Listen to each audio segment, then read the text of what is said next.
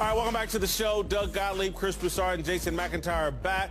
Let's move to the NBA, where the Lakers lost their fourth straight last night, falling to the Pelicans by 3. It didn't help that Lonzo Ball had yet another horrible night, shooting, going just 2 of 15 from the field, including 1 of 12 from three-point land.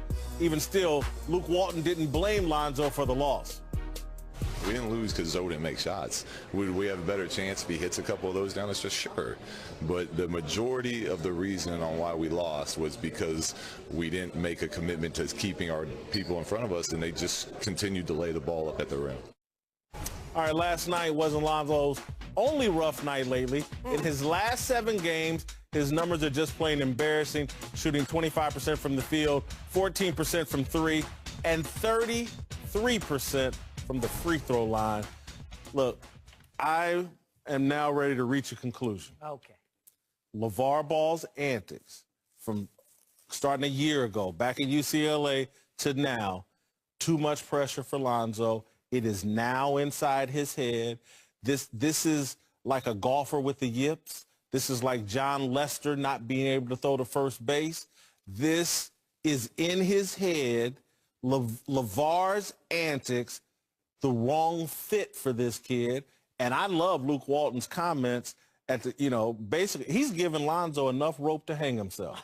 That's what he's doing now. That's why he's not, you want to shoot from 3? You want to, no problem. He wasn't the problem. Lonzo, keep hanging yourself because you and your father have created a mess in your mind. Well, I mean, I assume you're meaning the father in terms of what we thought he would be. Is that what you're talking about? Because the dad isn't involved now.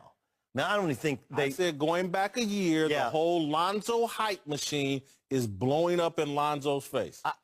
Yeah, some, but I also think that they knew, maybe they didn't know the depth of how much work there was going to have to be done in his game, because the shooting is a problem, but it's only part of the problem. The bigger part of the problem is you got to be able to finish.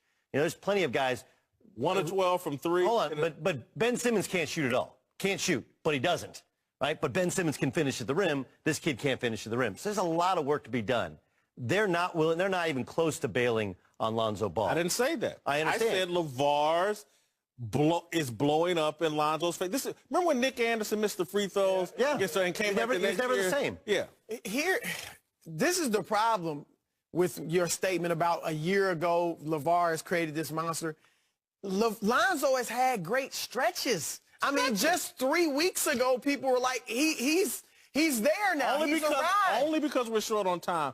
I've had good stretches of dieting. But this is only a bad I've had good stretches of dieting, Chris. Do I have the problem under control? This is a 7-game stretch. Do I have the problem under control? No. I can show you a 5-game stretch where he shot 58% from 3. 7 out of 82. Whitlock, we'll run an 82-game stretch here on this show. I'll have an awesome week. The next week, I'm not going to be so hot. You run hot and cold. He's averaging 10, 7, 7, and 7. You know what Magic Johnson averaged as a rookie when he had Kareem Abdul-Jabbar, the MVP? You stop. 18, 7, and 7. Just don't mention Magic and Lonzo in the same. Look, man. He also didn't play for about 15 games, too. George Gervin created the finger roll. We are now seeing the creation of the fingers crossed. That's his shot. He shoots and he crosses his finger.